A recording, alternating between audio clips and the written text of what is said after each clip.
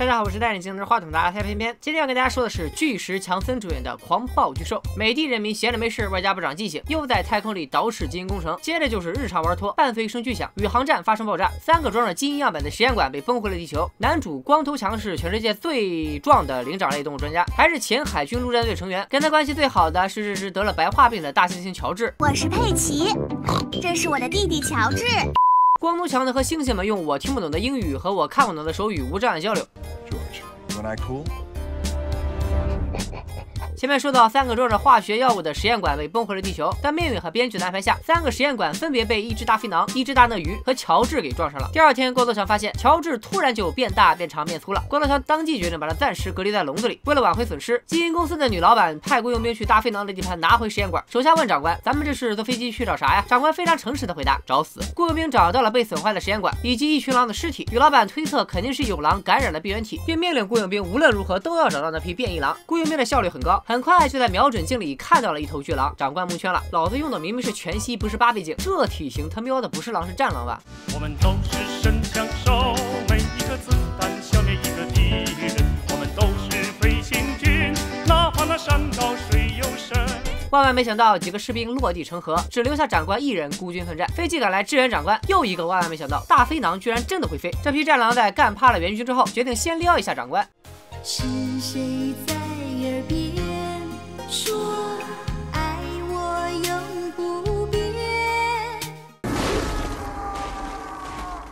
在得知有动物变异之后，基因公司前员工小黑找到光头强开始科普。原来基因公司致力于把各物种的优等基因提取出来进行结合，例如熊的力量、豹的速度、屎壳郎的味道等等，这才有了现在的乔治。听到大家在议论自己，乔治明显害羞了，于是他选择出来和大家打个招呼。哎，小宝你怎么跑里边去了？很快乔治就被赶到的警察用麻醉枪给制服，光头强、小黑连同乔治一起被国土安全部带上了飞机。小黑告诉光头强，他为了阻止基因公司制造大规模杀伤性武器，被公司坑进了监狱。等他出狱以后，身为的弟弟也已经嗝屁了，所以他早就和基因公司结下了梁子。女老板知道情况已经失控，为了及时止损获得基因样本，决定打开楼顶的低频无线电。怪兽们听到后一定会不惜一切代价赶到这里关掉装置，再让军队埋伏在路上干掉怪兽，他们就能提取怪兽尸体的基因了。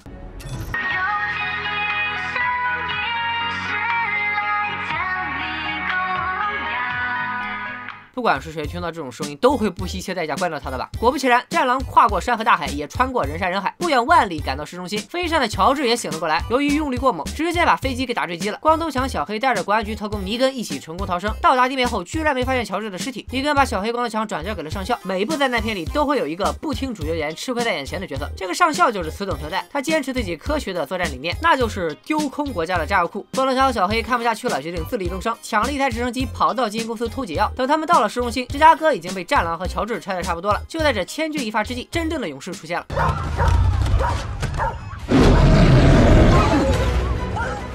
大家还记得吗？之前受到实验馆影响的，除了战狼和乔治，还有一只大鳄鱼。只有他是把实验馆直接吞掉的，所以掐着一算，作为大 boss 的他也该出场了。这不就是传说中的松鼠桂鱼吗？看个电影怎么还看饿了？之前警察成功用麻醉枪制服乔治，现在却跟失忆了一样，完全忘了还有麻醉枪这一茬，只管掏空国家军火库跟3个怪兽正面刚，自然是全军覆没。光头强和小黑盘旋在空中，看了几十分钟的热闹之后，终于到达基因公司。偷解药的时候被女老板抓了个正着，女老板打伤光头强，看小黑在基因工程上还能帮自己一把的份上，把他带到楼顶，准备一起坐直升机逃跑。碰巧赶上乔治为了关掉无线电也往楼顶上爬，好在光头强及时赶到救下小黑，两人通力合作，把私藏的一瓶解药放进了女老板的包里，再把女老板推向了乔治。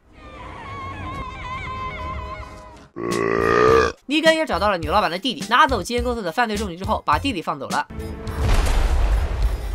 很快，另外2只怪兽也爬上了楼顶，估计连光头强都忘了自己中枪这事，一路顶着主角光环，带着小黑开着没有尾翼的直升机成功降落。就在这时，吃了解药的乔治也恢复了正常。看到乔治反水，另外2个怪兽急眼了，战狼甚至使出了必杀技隐形的翅膀。Of course, the wolf flies.